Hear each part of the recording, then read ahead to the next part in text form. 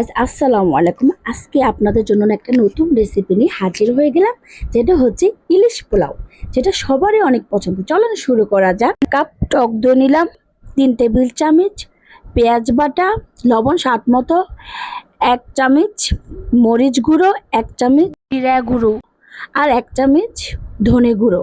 তারপরে ভালোভাবে মেখে নিচ্ছি। মেখে নেওয়ার পরে আমি মাছগুলো দিয়ে দিব। একটা একটা করে আমি মাছগুলো দিয়ে দিচ্ছি। মাছগুলো দিয়ে দেওয়ার পরে মাছগুলো একটু ভালো করে মেখে নিব। আপনারা দেখেন কিভাবে মেখে নিচ্ছি। আমি আরও দিয়ে দিব রসুন বাটা 1 টেবিল চামচ, আদা বাটা 1 টেবিল চামচ, আর দিব লেবু রস। লেবু রস দিলে না টেস্টটা অনেক বেড়ে যাবে, আপনারাও দিবেন। তারপরে মেখে আধা ঘন্টার জন্য রেখে দিবেন। আধা ঘন্টা রেখে দিলে ওটা টেস্ট আরও বেড়ে যাবে। আর আমি এখন পেঁয়াজ বেরেস্তা করে নিচ্ছি। এই যে আমি পেঁয়াজ বেরেস্তা করে নিয়েছি। এখন আমি মাছের জন্য তেল আর পেঁয়াজ দিয়ে দিয়েছি। একটু পেঁয়াজটা ভাজবো, বেশি লাল করতে হবে না, হালকা একটু ভেজে আপনারা ম্যারিনেট করা মাছগুলো দিয়ে দিবেন। আমি একটা একটা করে মাছগুলো দিয়ে দিচ্ছি, আপনারাও দিয়ে দিবেন একটা একটা করে মাছগুলো।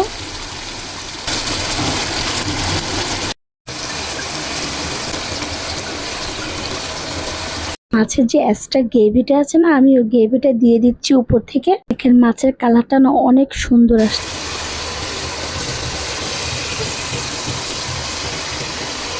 আমি ঢাকনা দিয়ে কিছুক্ষণের জন্য রেখে দিব। তারপর আমি আরেক পাশ উল্টে দিব, যে আস্তে আস্তে উল্টাবেন, মাছটা যেন ভেঙে না যায়।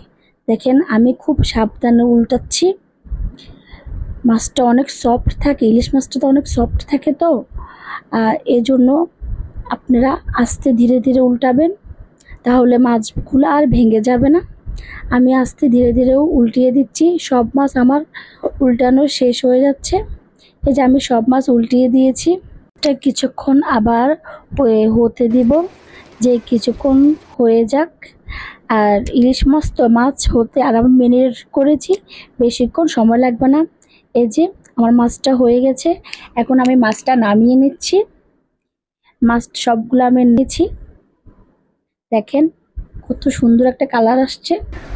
এখন আমি এখানে পোলাও রান্না করব, সেই জন্য আমি সব মশলা দিয়ে দিয়েছি, গরম মশলা, সাথে পেঁয়াজ দিয়েছি। এখন আমি একটু ভেজে নিব।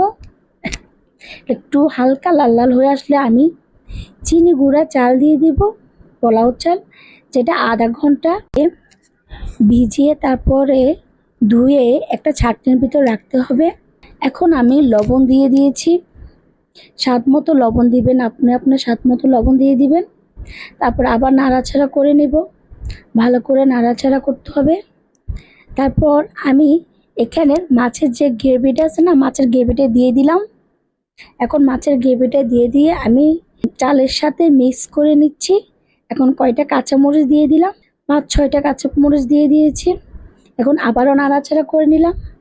এখন নাড়াচাড়া করার পরে আমি পরিমাণ মতো গরম পানি দিয়ে দিলাম। চুলার আঁচটা বাড়াই দিবেন। তারপর যখন চালটা ফুটে উঠবে তখন চুলার আঁচটা কমিয়ে চালটা রান্না করতে হবে। দেখেন আমার পোলাও দেখেছি, আর মাঝে মাঝে হবে।